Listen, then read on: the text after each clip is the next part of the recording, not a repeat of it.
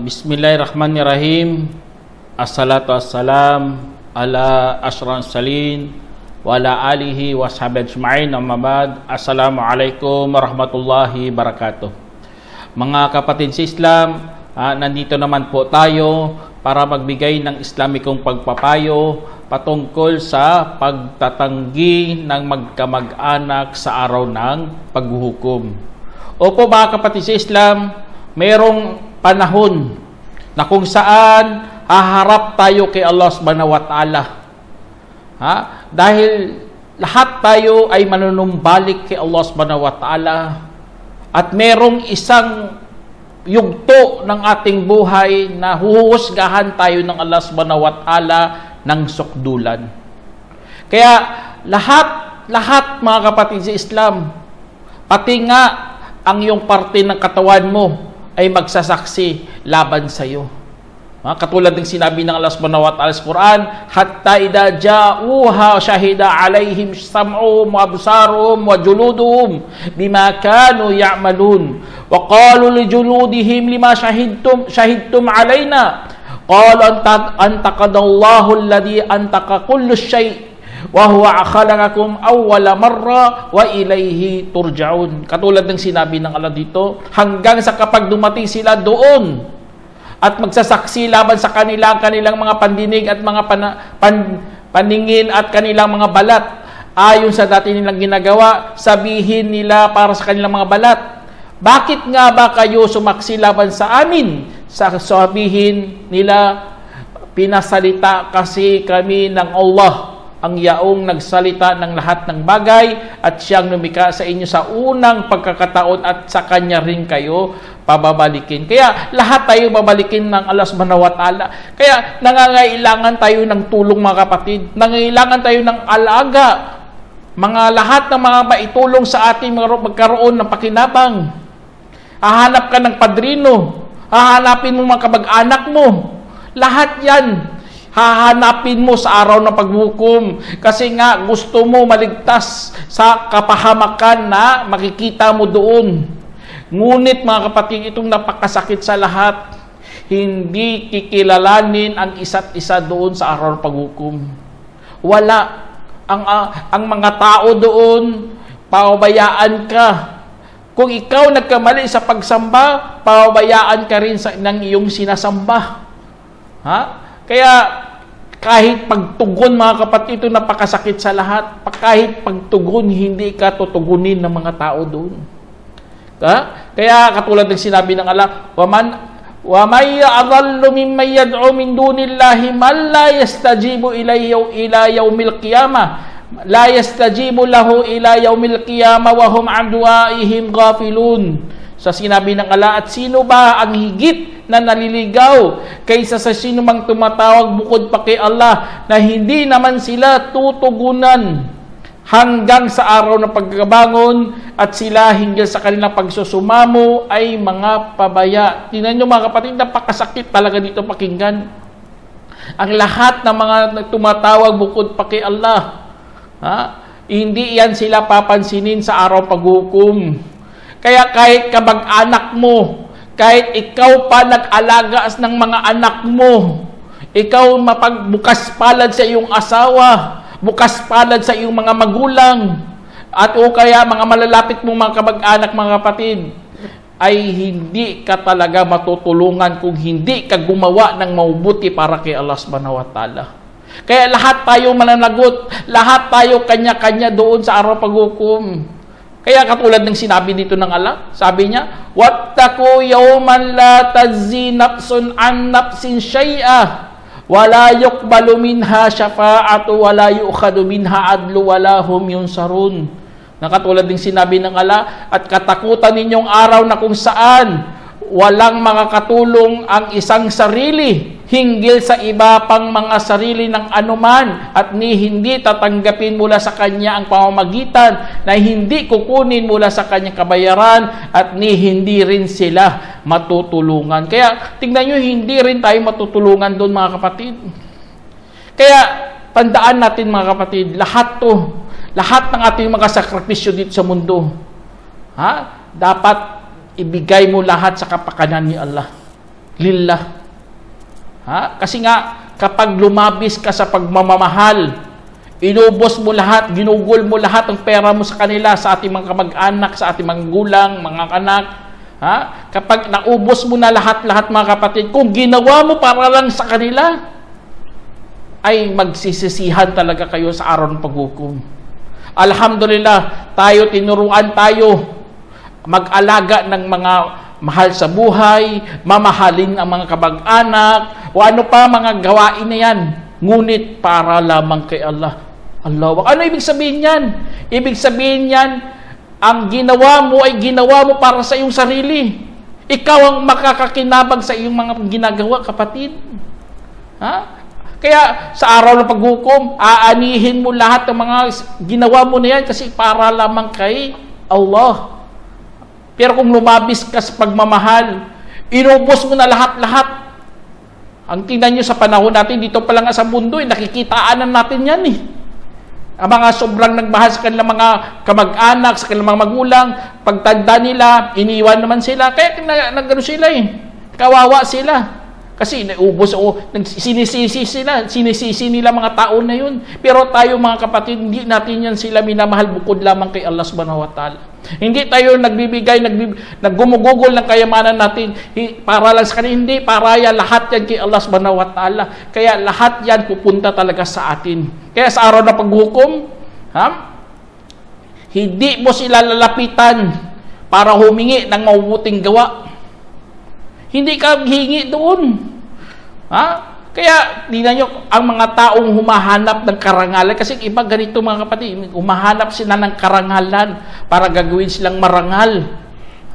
Kaya, ginagawa nila, pupunta sila sa kanilang mga kamag-anak, mga kamag-anak nila mga mayayaman. Kaya, para magkaroon sila ng posisyon, ng yaman, sila. Pero sa araw ng paghukom mga kapatid, hindi mo kayang gagawin yan sa iyong kamag-anak. Pagkos ikaw ay kanilang tatanggihan ka ng iyong kamag-anak.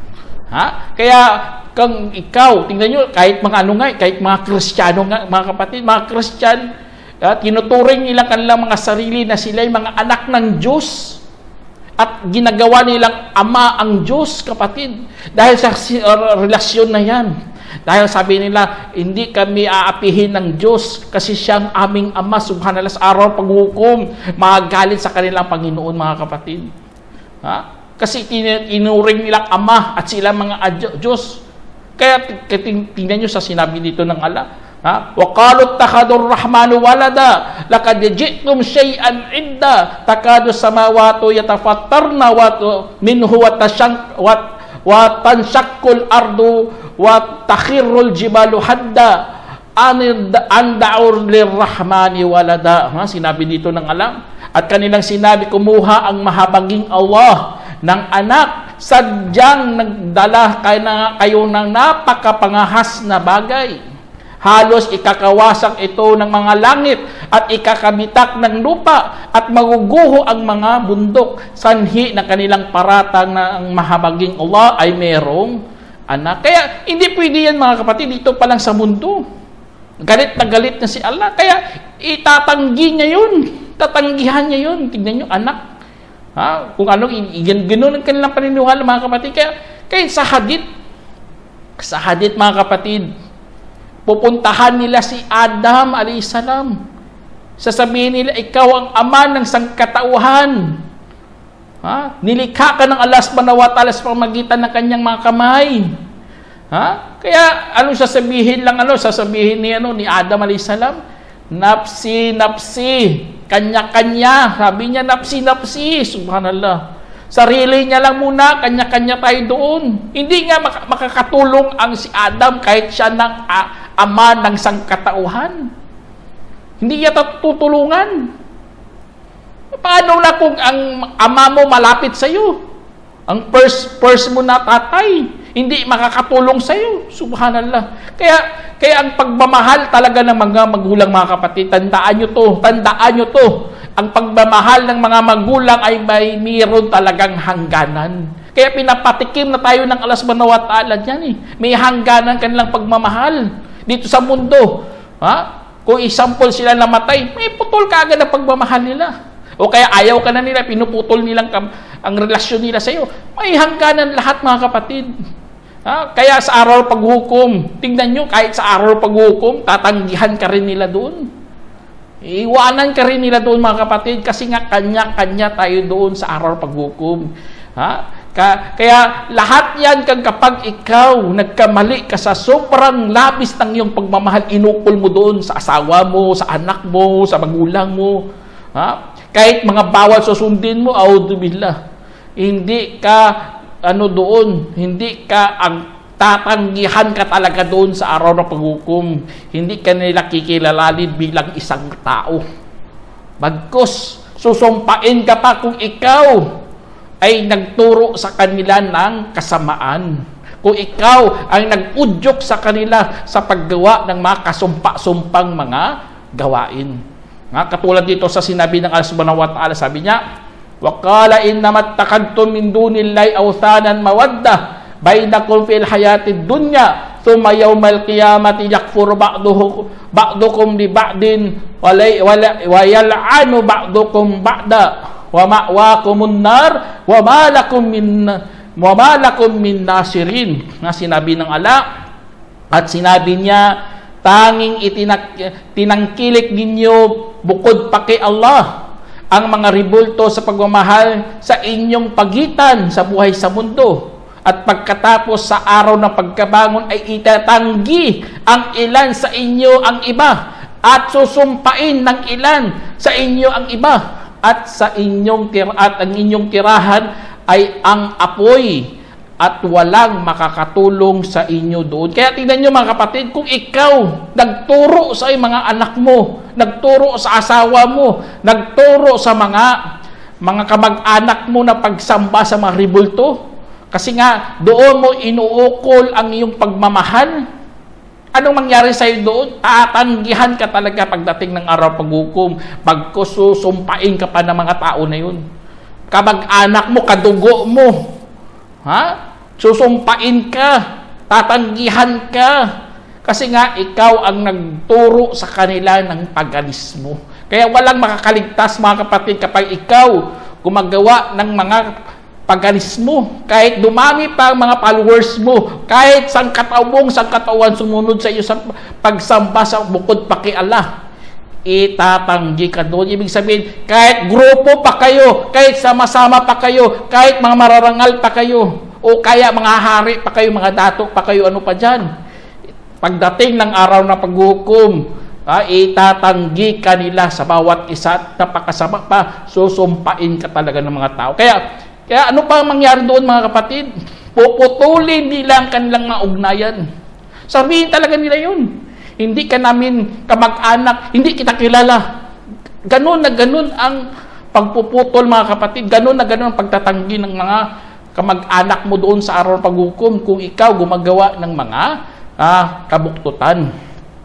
Katulad din dito sa sinabi ng Allah subhanahu wa ta'ala, sabi niya, وَمِنَ النَّاسِ مَن يَتَّخِذُ مِن دُونِ اللَّهِ أَندَادًا يُحِبُّونَهُمْ كَحُبِّ اللَّهِ وَالَّذِينَ آمَنُوا أَشَدُّ حُبًّا لِلَّهِ وَلَوْ يَرَى الَّذِينَ ظَلَمُوا إِذْ يَرَوْنَ الْعَذَابَ أَنَّ الْقُوَّةَ لِلَّهِ جَمِيعًا وَأَنَّ اللَّهَ شَدِيدُ الْعَذَابِ إِذْ تَبَرَّأَ الَّذِينَ اتَّبَعُوا مِنَ الَّذِينَ اتَّبَعُوا وَرَأَوْا الْعَذَابَ وَتَقَطَّعَتْ بِهِمُ الْأَسْبَابُ.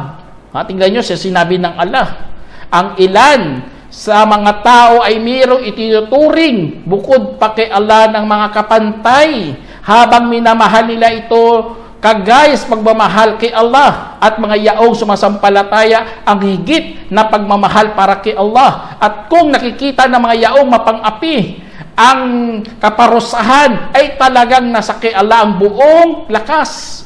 Katotohanan, si Allah mahigpit sa pagpaparusa ng nang itinatwa ng mga yaong sinundan ang mga mula sa mga sumunod at nakita nila ang kaparusahan at naputol ang mga ugnayan. Tignan nyo dito sa dulo mga kapatid. Nakita nila kaparusahan, ganon ang gagawin nila. Puputulin talaga nila ang ugnayan nila. Hindi kita kilala. Kahit malapit mo pa yan, kahit matalik mo yan na mahal mo talaga, puputulin talaga nila mga kapatid. Kaya ang mga mga kapatid, ang mga magulang, alam naman natin, ang mga magulang, sila ang mas malapit sa kanilang mga anak, lalo ng ina. Kasi nga sila ang nag-aruga. Lahat talaga nila kabutihan nila doon, inilagay nila. Ngunit sa araw paghuhukom mga kapatid, lalapitan ka ng iyong ina, hihingi ng mga kabutihan mo, at ilalagay nila doon para ilagay niya sa kanyang sariling timbangan para madagdagan doon. At anong sasabihin ng anak mga kapatid? Inaruga mo, inalagaan mo, nagpuyat ka, lahat-lahat ginugol mo. At sasabihin sa iyo, napsi, kanya-kanya tayo. Subhanallah. Nakakadurog na sitwasyon, nakalagay, nakikita natin yan sa araw paghukom. Itatanggihan niyang kanyang ina. Hindi niya papansinin. Pagkos itatatwa niya talaga, itatakwil niya, itatanggi niya. Hindi sila magkakakilala. Dahil nakita na nila ang kaparusahan. Kaya patunay talaga yung mga kapatid, nilikha tayo para sa pagsamba kay Allah subhanahu wa ta'ala. Hindi lang sa pagmamahal. Bonus na lang yan mga kapatid, ang pagmamahal na ibibigay sa iyo ng iyong kabag-anak, ng iyong asawa. Kasi lahat sila lalapit sa iyo. Asawa mo, sasabihin pa ng asawa mo, di ba ako ang pinakamabait mong asawa? Ako nag-aruga sa iyo, ako nagluto lahat-lahat, parang panunumbat ng dating. Iano na sa iyo, ipapaalala sa iyo lahat-lahat ng kanyang mga mabuting gawa para makahingi lamang ng isang good deeds, kapatid. Subhanallah. Kahit isang good deeds lang para makahingi sa iyo.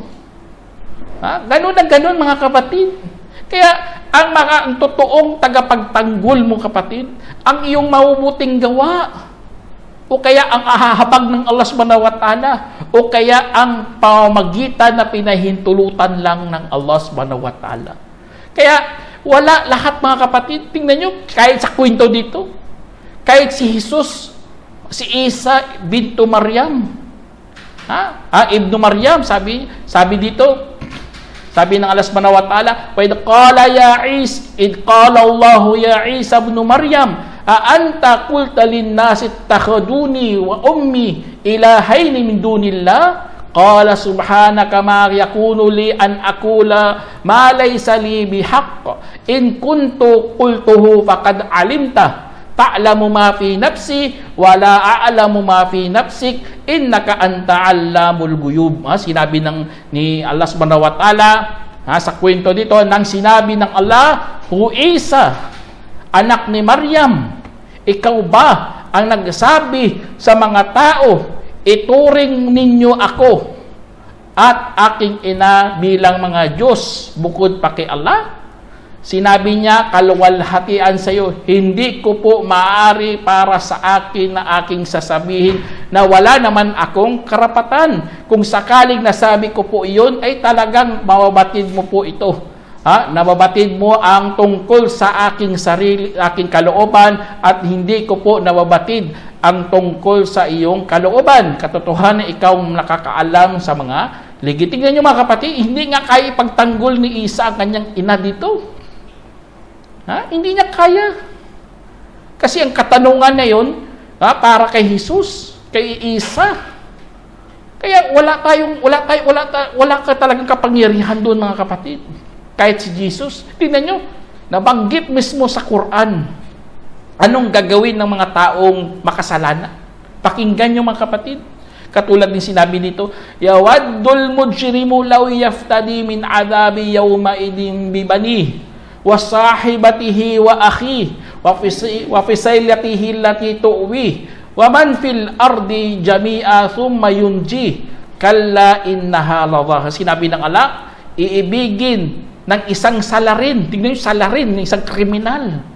Na kung matutubos sana niya mula sa kaparusahan na yaon gamit ang kanyang mga anak. Subhanallah, tingnan niyo mga kapatid, napakatindi to. Gagamitin niya pantubos ang mga anak niya. At kanyang asawa, kapatid niya, at ang kanya na yaong nagkup-kup sa kanya. Tingnan niyo lahat, dami na kadugtong nito, at ang lahat ng sino mang nasa kalupaan at pagkatapos ipagliligtas niya roon. Nasagot ng Allah, aba hindi. Tunay na iyon ay nanggagalait na apoy kayo. Tingnan nyo, hindi, wala mga kapatid. Ang gagawin sa iyo, iipunin mo lahat mga tao para ipangliligtas mo sarili mo. Hindi pwede yun. Tingnan nyo, ganun ang sitwasyon doon. Kaya totoo talaga yung natatanggihan ka doon. At ito, isa sa pinakamalupit gagawin ng tao sa sobrang pagtanggihan doon.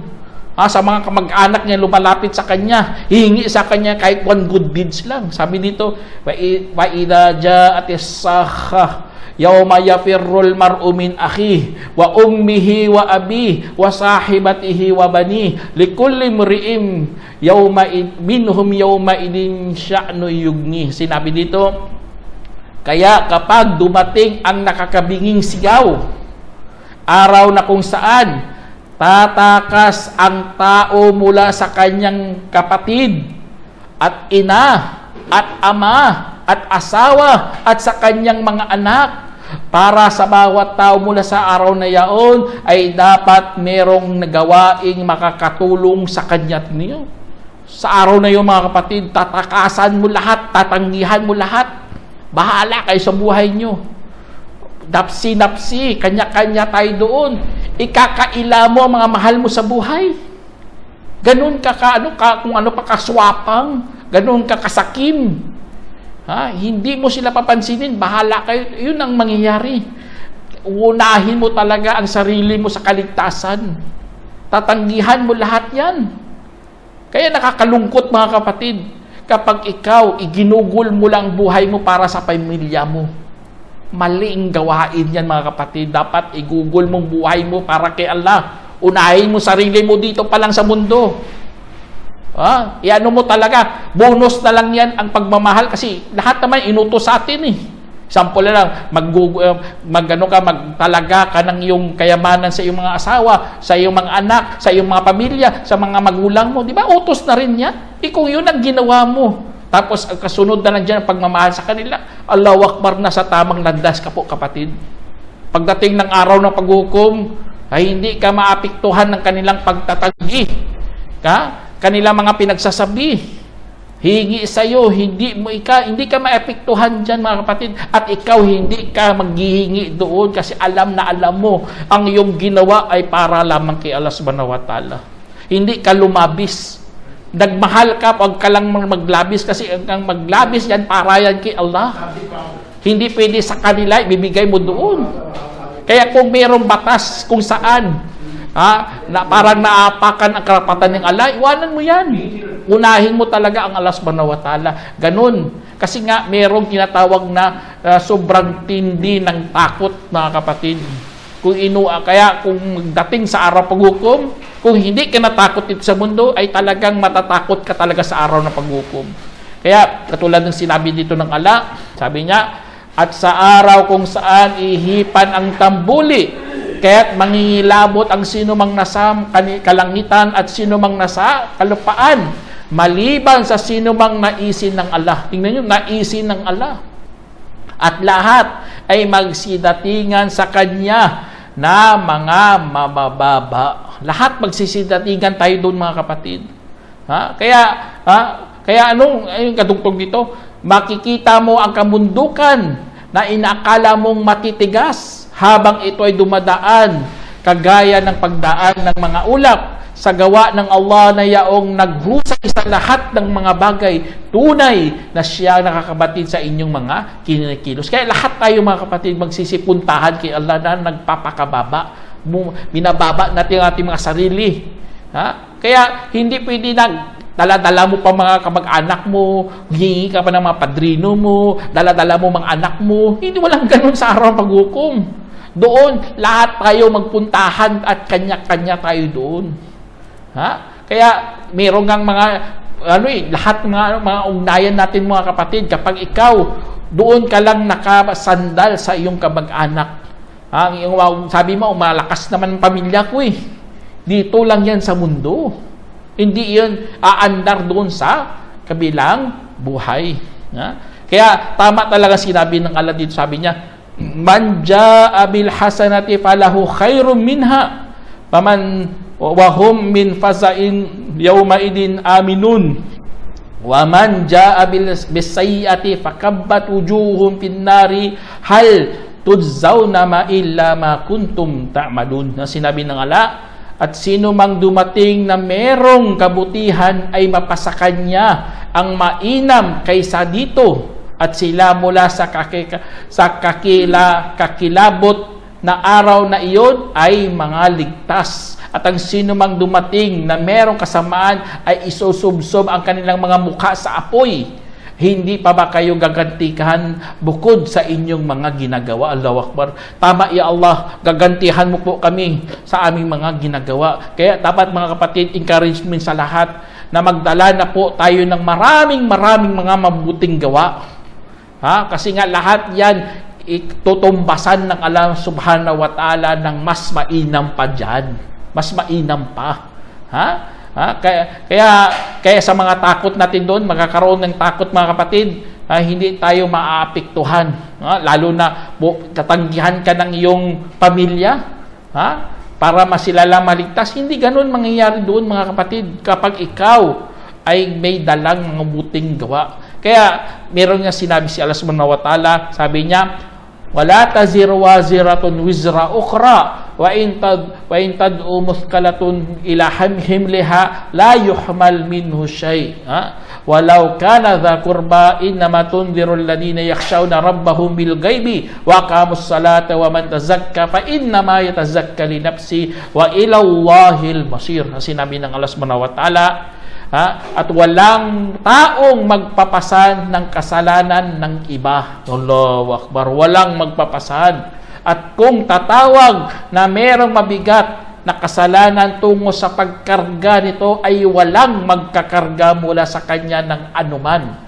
Kahit pa siya ay dating malapit na kamag-anak, tanging bumababala ka lamang na sa mga yaong nangangamba sa kanilang Panginoon sa ligid at itinayo nilang pagdarasal. At sino mang nagpakadalisay, kung gayon ay nagpakadalisay lamang sa kanilang sarili at patungo kay Allah ang patutunguhan. Allahu Akbar. Kaya mga kapatid sa Islam, sa Islam walang original sin. Katulad sa paniniwala ng mga hindi Muslim na sila naniniwala kay Adan. Si Adan kumain ng bunga na pinagbabawal, kaya tuloy nakapasok ang kasalanan sa mga sanlipunan. Tapos minanapan ng kanilang mga supli. Kaya sa atin walang ganun mga kapatid. Kahit tawagin mo pa yan, magkakarga, hindi nga kakargahin eh. Sa araw paghukom, kasi nandoon talaga ang matinding takot natin doon. Napakatinding doon. Pag araw na yun, kahit matalik mo ang kaibigan mo ang kapatid, hindi ka nga papansinin. Matalik na kaibigan, lalo na mga kamag-anak mo. Sila mas malapit sa iyo. Tapos meron pang sinabi si Allah subhanahu wa ta'ala dito, akhillau yawma idin ba'dukum li ba'din aduh illal muttaqin. Sinabi ng Allah, at mga matatalik na magkakaibigan sa araw na yaon para sa bawat isa'y magkakalaban, bukod lamang sa mga matakutin. Bukod lamang sa mga matakutin mga kapatid. Kaya ang pagtatanggi nila mga kapatid, papaalalahanan ka talaga lahat mga kapatid, pero tatanggihan mo lahat yun. Ipapaalala sa iyo kanilang mga sakripisyo. Wala. O kaya sasabihin na, wala ka namang utang na loob. Subhanallah, hindi mo rin yan papansinin. Walang madamdaming koneksyon pag nandoon sa araw paghukom. Kaya ang iniisip mo lang kasi ang purong kaligtasan sa iyong sarili. Kaya grabe mga kapatid. Wala, hindi ka talaga makakapurma doon. Kailangan malampasan mo muna yun hanggang makaapak ka doon sa paraiso ng Allah subhanahu wa ta'ala. Kasi doon pa lang, wala, kahit tanong nga, hindi ka pwede magtatanong doon. Kahit nakikita mo na sila sa bawat isa. Katulad din sinabi ng Allah, la yas'alu hamimun hamima, yubassarunahum. Sinabi dito, at hindi magtatanong ang magkakaibigan sa matalik na kaibigan, bagamat makikita naman sila sa bawat isa. Hindi sila magpatatanong kasi sobrang takot nila sa araw na yaon. Inshallah, sana meron kayong napulutang aral, mga kapatid. Ang aral na ito, sana isabuhay natin. Hanggang dito na lang. Assalamualaikum warahmatullahi wabarakatuh. جمعية الدعوة نور، الدعوة للجميع.